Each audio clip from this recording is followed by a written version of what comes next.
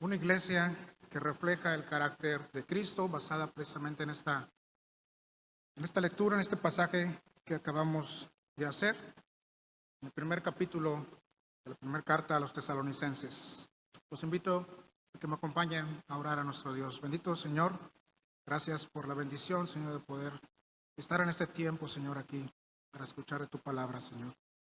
Te pedimos que tú nos guíes, Señor, que tú prepares nuestro corazón y nuestra mente, Señor. Que tú permitas que cada palabra que salga de mi boca, Señor, sea palabra tuya, Señor. Sea palabra que viene en esta palabra, Señor, que tú nos has dejado, Señor, como nuestra regla de fe, Señor, y conducta, que es tu palabra, Señor. Gracias por ello, Padre Santo. Y te pedimos así que tú nos guíes en este momento, Señor. En Cristo Jesús. Amén. Esta epístola fue escrita por el apóstol Pablo. Esta fue la primera que él escribió, por lo tanto es la más antigua de ellas. Esto lo hizo cerca del año 51 después de Cristo. Fue después de su segundo viaje misionero, cuando él, partiendo de Antioquía, se dirigió a la ciudad de Filipos y allí estuvo también compartiendo la palabra, en donde nosotros podemos recordar que vivió momentos difíciles en esa ciudad. Fue encarcelado, fue azotado, pero también debemos de recordar cómo fue liberado poderosamente por la mano de nuestro Dios. Y de ahí, dirigiéndose hacia otras ciudades, fue como llegó, guiado por el Espíritu Santo, hasta la ciudad de Tesalónica, en donde, como era costumbre del apóstol Pablo, lo primero que hizo fue buscar la sinagoga de los judíos, en donde ellos se reunían, e inmediatamente, convencido por el Espíritu Santo, comenzaba a predicar la palabra de Dios. Comenzaba él a predicar las buenas nuevas a todos aquellos que se encontraban ahí reunidos, y él decía que era necesario que el Cristo padeciese y resucitase de los muertos, y que Jesús, que quien yo os anuncio, decía él, es el Cristo. Estas eran las palabras que él decía a todos aquellos que estaban congregados en esos lugares, en esa sinagoga.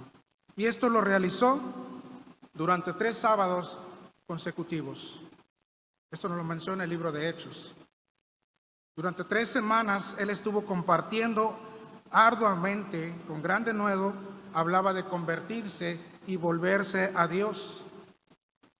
De esta manera, el impacto del Evangelio tuvo resultados, tocando así el Señor a algunos judíos, a muchos gentiles y a un gran número de mujeres también el Señor les llamó. Mostrando así el apóstol Pablo el amor por aquellas personas que no conocían el verdadero Evangelio. De esta manera, y en este poco tiempo que él estuvo con ellos, por 3 semanas aproximadamente, algunos mencionan un poco más quizás, Dios le permitió al apóstol sentar bases firmes y establecer en la vida cristiana a estos nuevos creyentes, formando así la iglesia de la ciudad de Tesalónica. Una vez que estos hermanos convertidos mostraban el efecto del Evangelio y muchos más se iban convirtiendo a la palabra, un grupo de incrédulos veían como más personas entonces se unían y se volvían al Señor, se volvían al Evangelio que Pablo estaba predicando. Este grupo de judíos no creyentes, entonces, guiados por el celo, crearon una gran oposición, diciendo que este grupo, ahora nuevos creyentes, y Pablo y sus acompañantes, estaban alborotando al pueblo. De tal manera que Pablo tuvo que salir de la ciudad, derivado de esta persecución y de esta problemática que estos judíos no creyentes estaban realizando en contra de Pablo, pero era en contra del Evangelio mismo, de la palabra del Señor que se estaba predicando. Pablo salió de la ciudad, se dirigió a Berea, en donde también hizo lo mismo, buscó la primera sinagoga y empezó a compartir. Menciona en el libro de Hechos que tal era la molestia de estos judíos incrédulos, que no conforme con perseguirle en Tesalónica, fueron hasta Berea a decir lo mismo y seguir persiguiendo a Pablo, tratando de impedir que la palabra de Dios fuera compartida también en aquella ciudad. De tal manera que Pablo salió a Atenas y de Atenas se dirigió a Corinto, esta ciudad en donde fue precisamente ahí donde el apóstol Pablo escribió esta carta a los tesalonicenses. De tal manera que el apóstol Pablo, al escribir esta carta, hace mención con gran gozo acerca de la vida y testimonio de estos hermanos, la importancia y el impacto que tuvo en su vida la vida de estos hermanos tesalonicenses. Y es que las características que definen a un cristiano siempre deben de ser de impacto para todos aquellos que le rodean, para todos aquellos que conviven con él, para todos aquellos que le escuchan, que le observan, debe de ser de impacto. Y este pasaje nos habla acerca de esta iglesia de Tesalónica y su gran impacto como cristianos. Y bajo esta guía, Dios nos hablará también a nuestros corazones. Por lo cual, hermanos, esta carta nos dice que hay 3 grandes virtudes que deben estar presentes en la vida de todo creyente. 3 grandes virtudes: el amor, la fe y la esperanza, los cuales nos hacen reflejar el carácter de Cristo. Así que bajo esta idea central de 3 grandes virtudes en la vida del creyente, veamos cada una de ellas. La primera de ellas es una fe activa en Cristo.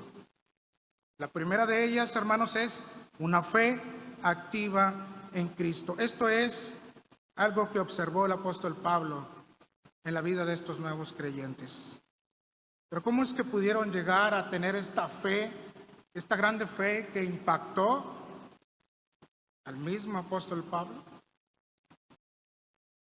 Sin lugar a dudas, no hay manera en que en sus propias fuerzas ellos pudieran lograr y tener la voluntad para poder lograr una fe de impacto, sino solamente a través de una cosa. Y esto es a través del Evangelio, a través del impacto del Evangelio que el apóstol estaba predicando en esa ciudad.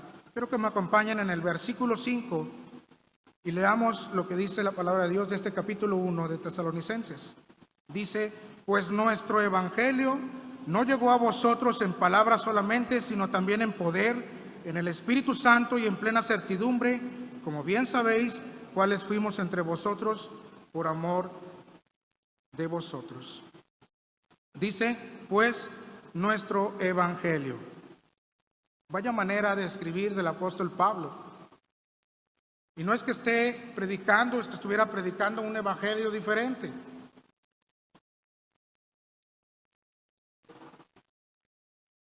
Es como si yo dijera, es que esta es mi iglesia. Esta es la iglesia amada, esta es mi iglesia en la cual yo pertenezco. El Señor me ha permitido estar aquí desde muy pequeño. Y tengo ese sentido de pertenencia por esta iglesia, por cada una de sus instalaciones. Puedo decir que es mi iglesia. El apóstol Pablo vivía el evangelio de Cristo. Era parte de él. Y él dice, nuestro evangelio. Nuestro evangelio. Al compartirles el evangelio, este produce un impacto en la vida de aquellos que, muertos en sus pecados, llevados a una vida alejada, separados de Dios, imposibilitados siquiera de seguir o de desear ellos buscar a Dios mismo. Esta era la vida que de los tesalonicenses cuando el apóstol Pablo llegó a predicar el evangelio. Estaban totalmente separados, imposibilitados para buscar y mucho menos para llevar una relación con Dios. Permítame leer en la Nueva Traducción Viviente Romanos 10:17, que dice: así que la fe viene por el oír, es decir, por oír la buena noticia acerca de Cristo. El apóstol Pablo no se detenía y compartía la palabra de Dios. Este grupo de tesalonicenses escucharon, el Señor los puso y escucharon la palabra de Dios, y ellos recibieron este evangelio, de tal manera que ellos fueron transformados, dándoles Dios mismo esa fe en su corazón, de tal manera que a través de esta fe ellos podían reconocer su pecado, podían reconocer que tenían necesidad de Dios para que su vida fuera transformada. El Espíritu mismo les convencía de su pecado y de su miseria y de la necesidad de un Salvador, y esto es a través del Evangelio, el cual nos lleva a los pies de Cristo y poder descansar en Él.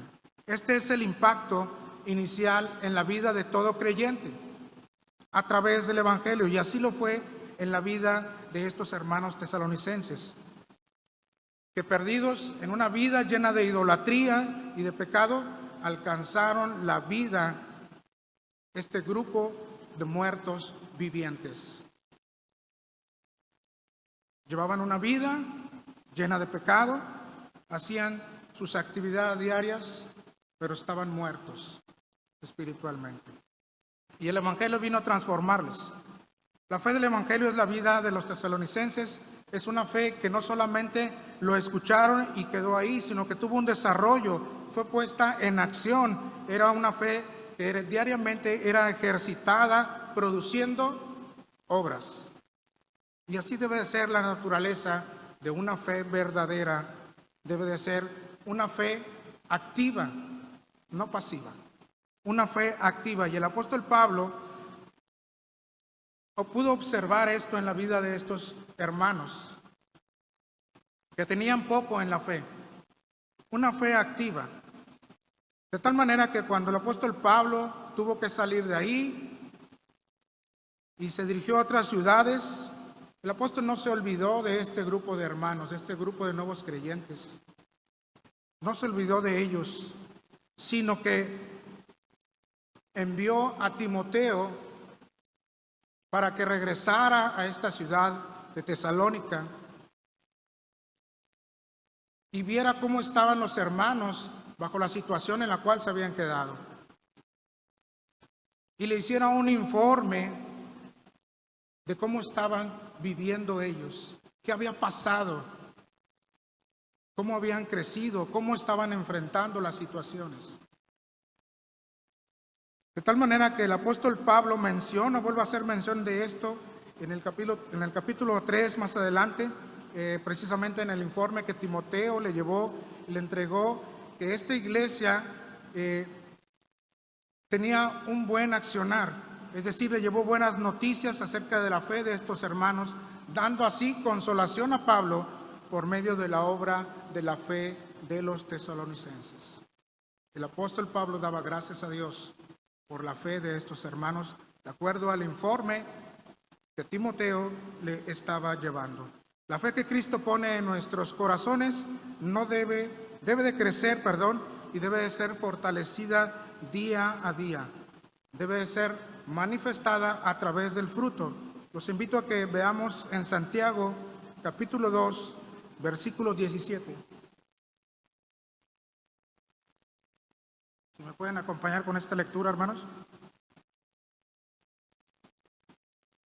Nos dice: así también la fe, si no tiene obras, es muerta.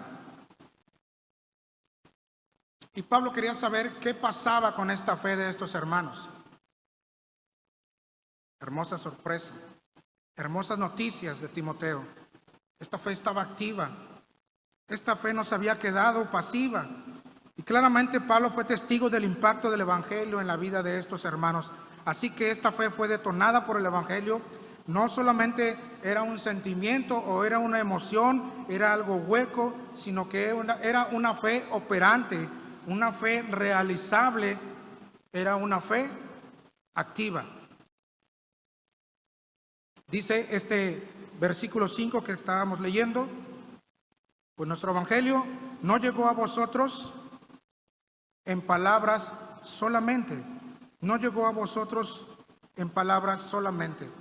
En el llamado de Cristo, que el Señor Jesucristo nos hace, es un llamado total. No hay un medio llamado. No hay error en el llamado que el Señor nos hace.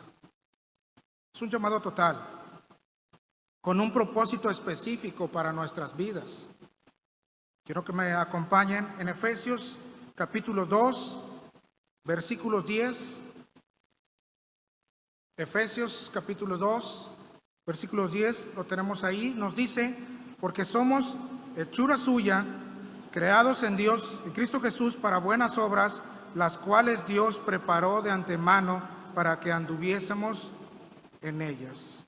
Somos hechura suya, creados en Cristo Jesús para buenas obras. Este es el propósito, para que nosotros llevemos fruto y a través de este fruto nosotros podamos compartir el evangelio.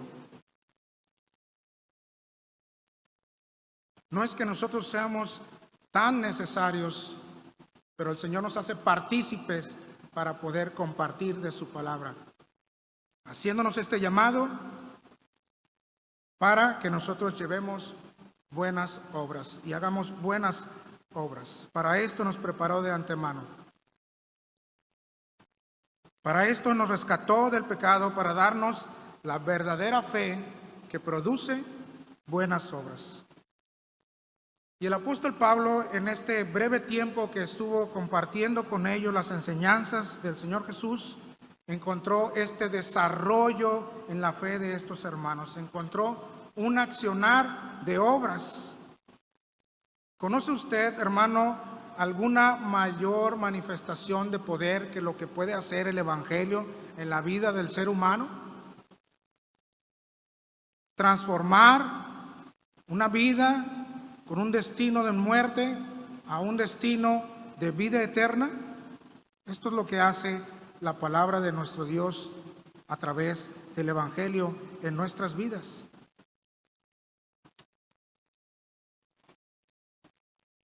Y esto es lo que nos sigue diciendo este versículo 5. Dice, pues nuestro evangelio no llegó a vosotros en palabras solamente, sino también en poder. ¿En qué más? En el Espíritu Santo y en plena certidumbre. El apóstol Pablo presenció esta tremenda manifestación en la vida de estos creyentes, que sin lugar a duda, lo que él estaba observando en la vida de ellos confirma la elección de estos nuevos hermanos. De tal manera que el apóstol Pablo dice en el versículo 4, todos juntos dice, porque conocemos, hermanos amados de Dios, vuestra elección. El apóstol Pablo no estaba dudando de que aquellos hombres ahora eran unos nuevos creyentes. El apóstol Pablo observa en ellos el fruto de la gracia electiva de Dios. Observa una fe activa en Cristo, de tal manera que lo llevó a que él pudiera afirmar que este grupo de nuevos creyentes, amados por Dios, escogidos por Dios, eran su elección. Una fe activa en Cristo. El punto número 2 es la segunda virtud que todo creyente debe de tener. La primera fue una fe activa. La segunda es un amor servicial. Un amor servicial. Además de tener esta fe activa, estos hermanos, el apóstol pudo observar características, evidencias del evangelio en la vida de estos hermanos. Pero ellos, a su vez, pudieron observar también estas características en la vida de Pablo y de Silas, quien es Silvano. Pudieron observar esa vida que ellos llevaban. Dice al terminar este versículo 5, como bien sabéis, cuáles fuimos entre vosotros por amor de vosotros. En otra versión dice, bien saben cómo nos portamos entre ustedes por amor de vosotros. Ellos veían y observaron el testimonio de Pablo y sus acompañantes. Ellos vieron su amor por el Evangelio.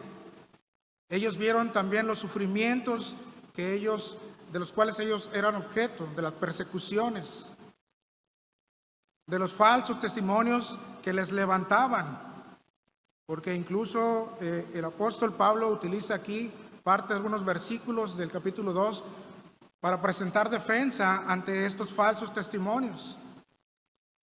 Ellos observaron en el apóstol Pablo el amor con el cual ellos trabajaron y les presentaron el Evangelio, de tal manera que el apóstol lo compara como el amor de una madre,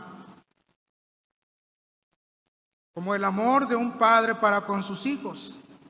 Esto era el testimonio, esto era lo que estos nuevos creyentes observaban en Pablo y sus acompañantes. Observaban su amor por las almas perdidas. En el versículo 6, en la primera parte, nos dice: y vosotros vinisteis a ser imitadores del Señor, de nosotros y del Señor. Los tesalonicenses dejaron de seguir un camino sin rumbo, sin esperanza, con un destino que los llevaría a la muerte eterna, y comenzaron a ser guiados ahora por el Espíritu de Dios a seguir al Señor, pero también dice, y seguir el ejemplo de vida del apóstol Pablo, la cual estaba edificada en Cristo. Nosotros podemos recordar varios pasajes en donde el apóstol Pablo habla y se presenta como un seguidor de Cristo. En Primera de Corintios, capítulo 11, versículo 1, dice: sed imitadores de mí, así como yo soy de Cristo. Sed imitadores de mí, así como yo soy de Cristo. Tremendas palabras del apóstol Pablo, de una vida entregada al Señor, convencido de su llamado, de tal manera que decía: sean imitadores de mí, así como yo soy de Cristo, porque él imitaba al Señor Jesucristo y imitaba también el amor de Cristo para con sus hijos, así como lo escribió también en Efesios capítulo 5, versículos 1 y 2, los cuales dice: sed pues imitadores de Dios como hijos amados, y andad en amor como también Cristo nos amó y se entregó a sí mismo por nosotros, ofrenda y sacrificio a Dios en olor fragante. Sed pues imitadores de Dios como hijos amados y andad en amor. Esto es lo que ellos observaban en el apóstol Pablo y sus acompañantes. Estos nuevos creyentes de Tesalónica seguían evidenciando con hechos el amor fraternal y el amor de Cristo en su nuevo diario vivir, con todos aquellos que le rodeaban, con todos aquellos que tenían relación, con todos aquellos ahora hermanos en Cristo. Ellos demostraban su amor fraternal. De manera que más adelante en estos versículos que acabamos de leer, el apóstol hace mención, incluso capítulos más adelante, en el capítulo 4, versículo 9, el apóstol vuelve a mencionar sobre este tema acerca del amor fraternal que observaba en ellos. Y este versículo dice: pero acerca del amor fraternal no tenéis necesidad de que os escriba, porque vosotros mismos habéis aprendido de Dios que os améis unos a otros. El versículo 10 dice: y también lo hacéis así con todos los hermanos que están por toda Macedonia, pero os rogamos, hermanos, que abundéis en ello más y más. Acerca de este amor fraternal no tenéis necesidad que os escriba. Ellos estaban trabajando, ellos estaban activos en este amor servicial. Era una manifestación de un amor activo entre ellos, y no solamente entre ellos, menciona aquí por Macedonia y por todos lugares. Era claro que este amor venía a impactar mucho más allá de las paredes de un templo. Siendo así, entonces, este amor servicial venía a ser un ejemplo también. Venía a ser un ejemplo, y esto nos lo dice los versículos 7, que me acompañan ahí con su vista. Dice: de tal manera que habéis sido ejemplo a todos los de Macedonia y de Acaya que han creído. El versículo 8 dice: porque partiendo de vosotros han sido divulgada la palabra del Señor, no solo en Macedonia y Acaya, sino que también en todo lugar vuestra fe en Dios se ha extendido. No solo en Macedonia y Acaya, sino que también en todo lugar vuestra fe en Dios se ha extendido. Primero mencionamos que el apóstol Pablo fue ejemplo para estos nuevos cristianos. Ahora ellos se volvieron ejemplo para otros. Y así es como la obra de Dios debe de suceder, hermanos. Debemos de ser de impacto, de ejemplo para todos aquellos que nos rodean. Dios está obrando en amor en nosotros y nosotros debemos estar activos, compartiendo de esa fe, compartiendo de ese amor para todos aquellos que nos rodean. Dice aquí: no solo en Macedonia y Acaya, sino que también en todo lugar vuestra fe se ha extendido. La ciudad de Tesalónica era la capital de Macedonia, y esta se encontraba localizada en la carretera principal, de tal manera que tenía mucha actividad tanto política como comercial en Macedonia. De tal manera que esta ciudad se le conocía como la madre de Macedonia. Así que, derivado de este punto estratégico en el cual se encontraba la ciudad, era objeto de muchos visitantes.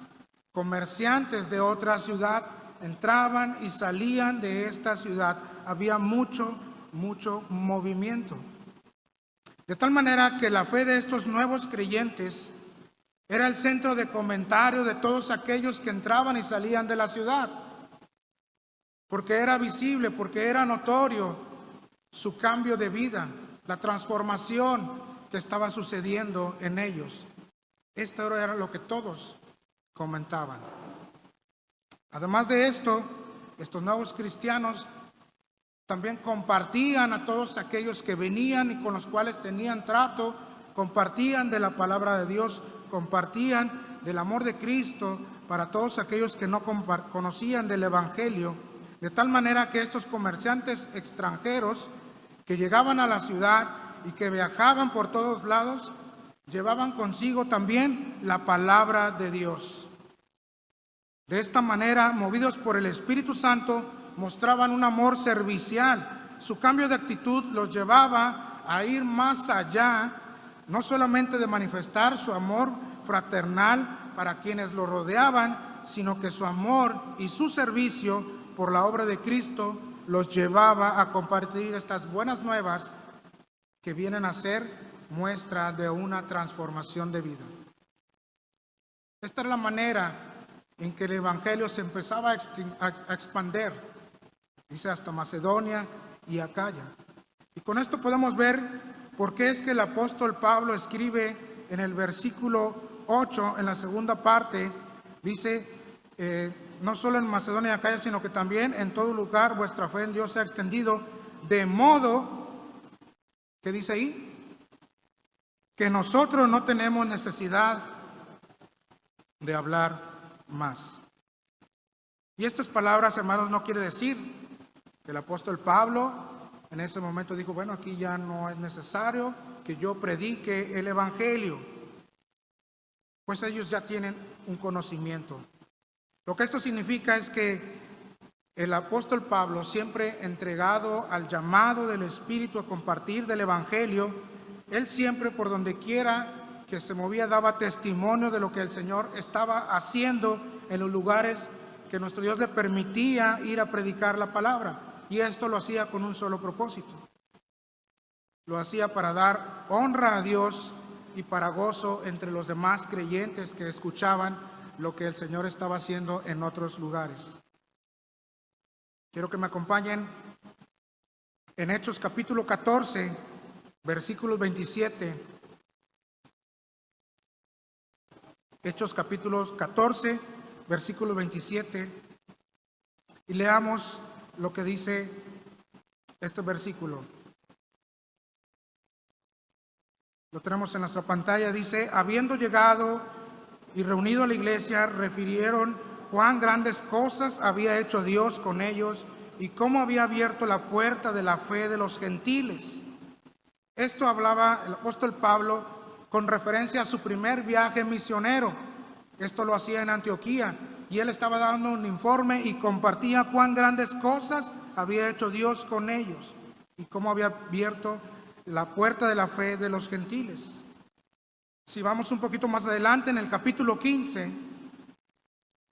en el versículo 3, nos dice: ellos pues, habiendo sido encaminados por la iglesia, pasaron por Fenicia y Samaria, ¿cómo? Contando la conversión de los gentiles, y causaban gran gozo a todos los hermanos. Por donde él se movía, él compartía lo que el Señor estaba haciendo con otros hermanos.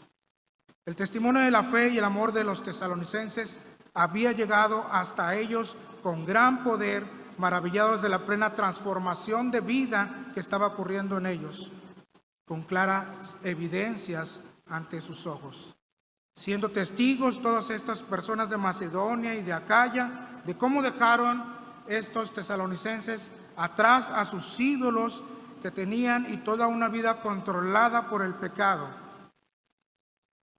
Había una transformación en su vida y esto es lo que hablaban.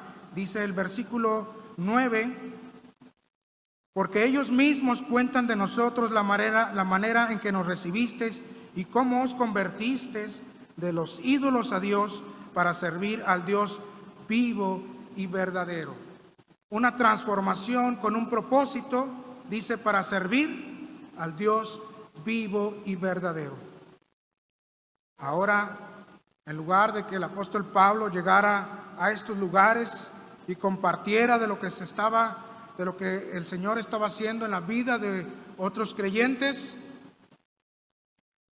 ahora ellos hacían mención de lo que estaba sucediendo con aquellos nuevos creyentes en Tesalónica.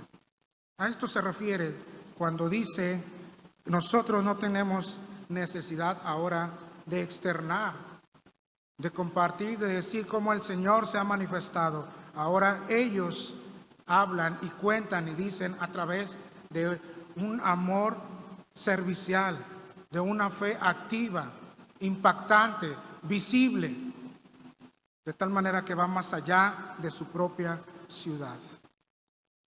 Una fe activa, un amor servicial. Y la tercera virtud en la vida del creyente, una esperanza inquebrantable. El versículo 6, en la segunda parte, nos dice: recibiendo la palabra en medio de gran tribulación, con gozo del Espíritu Santo. Una esperanza inquebrantable que produce un gozo en medio de la tribulación. Esta palabra esperanza es una palabra que nos reconforta. Cuando estamos pasando por situaciones difíciles, complicadas,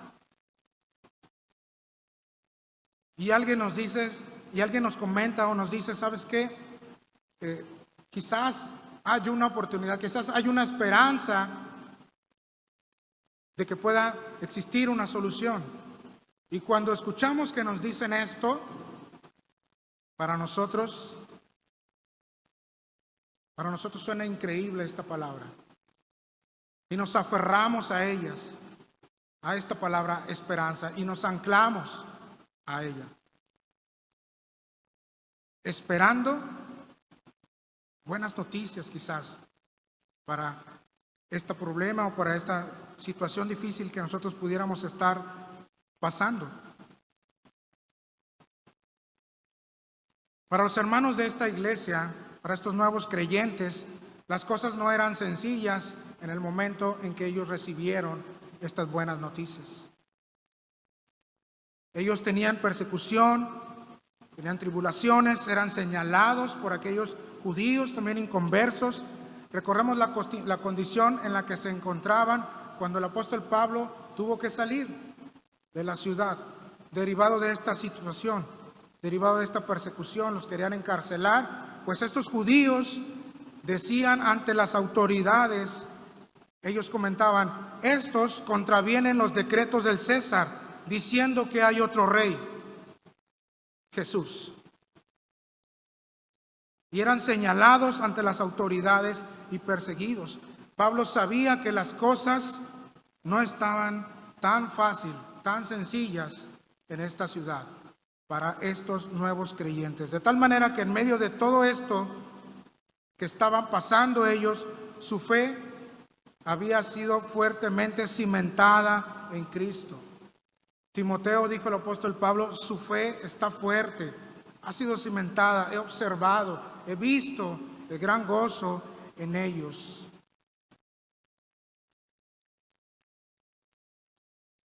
Era una vida con dificultades, que no podían evadirlas, pero el Espíritu Santo les daba paciencia, les daba ese gozo y les daba esa esperanza, precisamente esperando en las promesas de Cristo. El Espíritu Santo se manifiesta de una manera poderosa en el corazón del creyente, sosteniéndole en cada una de las pruebas que va pasando, fortaleciendo su esperanza, su confianza en las promesas de nuestro Señor Jesucristo. A esto es a lo que nos aferramos, confiando plenamente y fortalecidos por el Espíritu Santo en Cristo Jesús. Y además del gozo que produce esta esperanza en Cristo, viene a ser también fortalecida e inquebrantable, confiando en la pronta venida de Cristo. El versículo 10 de este pasaje nos dice: y esperar de los cielos a su Hijo, el cual resucitó de los muertos, a Jesús, quien nos libra de la ira venidera. Nuestros hermanos conocían y sabían de la venida del Señor Jesucristo. Esperar la venida del Señor es una característica segura del verdadero creyente. Y esta característica nos destaca en la vida y da testimonio, y fue de testimonio también en la vida de los tesalonicenses. Enfrentaron cada una de las situaciones con gozo, confiando en que estas situaciones, en que estos problemas que ellos tenían serían pasajeros, que era parte de la vida que ellos tenían que enfrentar. Pero el gozo del Señor les animaba, y la esperanza de una pronta venida del Señor los mantenía firmes. Esta esperanza que ellos compartían, que ellos era fortalecida en ellos a través del Espíritu Santo, esta esperanza ellos también la compartían con todos aquellos que le rodeaban, con todos aquellos que tenían necesidad también del Evangelio, con todos aquellos que tenían problemas y situaciones difíciles. El Evangelio es la respuesta. Cristo es la respuesta para nuestros problemas. Decía un canto: Cristo es la respuesta para el mundo hoy. Y ellos compartían estas buenas nuevas a todos aquellos que el Señor ponía delante de ellos para dar testimonio. De esta manera, hermanos, y para ir concluyendo, nosotros podemos ver que cuando la gracia y el amor de Dios nos llama y somos escogidos para formar parte de su pueblo, el Evangelio llega a nuestras vidas con gran poder y nos capacita para crecer como hijos del Padre, con una fe activa, y nos da un amor servicial y de impacto para con los demás, fortalecidos en el gozo, en una esperanza inquebrantable en Cristo. Esto es lo que el apóstol Pablo observó en la vida de estos creyentes. El versículo 3 de este pasaje nos dice cómo el apóstol se acordaba, dice de ellos, dice: acordándonos sin cesar delante de Dios y Padre nuestro de la obra de vuestra fe, del trabajo de vuestro amor y de vuestra constancia en la esperanza de nuestro Señor Jesucristo. Estas actitudes deben ser un diferenciador entre el comportamiento que como cristianos mostramos ante las personas que nos rodean. Ante todas aquellas personas con las cuales convivimos, debe de ser un impacto, tanto de manera personal, así como en comunidad, así como Iglesia de Cristo, así debe de ser como Iglesia el Divino Salvador. De esta manera, hermanos, de manera de aplicación, podemos ver cómo la enseñanza de la palabra de Dios en este capítulo, en este pasaje que acabamos de ver, podemos entenderla y verla con claridad al concluir esta reflexión, y nos debe de llevar a tomar claras decisiones y también claros retos en nuestra vida diaria como creyentes.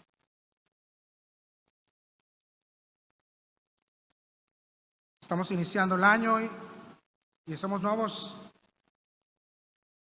retos, nuevas propuestas, nuevas intenciones. Así también debemos de hacerlo con nuestra vida espiritual. ¿Qué nuevos retos para este nuevo año? Son 3 grandes virtudes en la vida del creyente que hacen que una iglesia refleje el carácter de Cristo. ¿Qué está pasando con estas 3 virtudes en nuestra vida? El Señor nos ha llamado a que como creyentes debemos de ser luz en medio de la oscuridad. De tal manera que nuestro testimonio como cristianos es fundamental para aquellos que quizás nunca se acerquen a una iglesia. De tal manera que nuestras actitudes, nuestro amor, deben de ser de impacto para todos aquellos que nos rodean. Y debe de ser de impacto no solamente dentro de esta iglesia, sino que debe ser impacto en nuestro trabajo, en nuestra escuela, en cualquier lugar donde nosotros nos desarrollemos, en nuestro hogar, debe de ser de impacto también. Debe de tener un impacto de tal manera que éste marque la vida del incrédulo. Es decir, tu amabilidad, tu honestidad, tu disposición, tu integridad, tu lealtad, tu amor puesto en todo lo que tú realices, describirán lo que Dios hace en la vida del cristiano.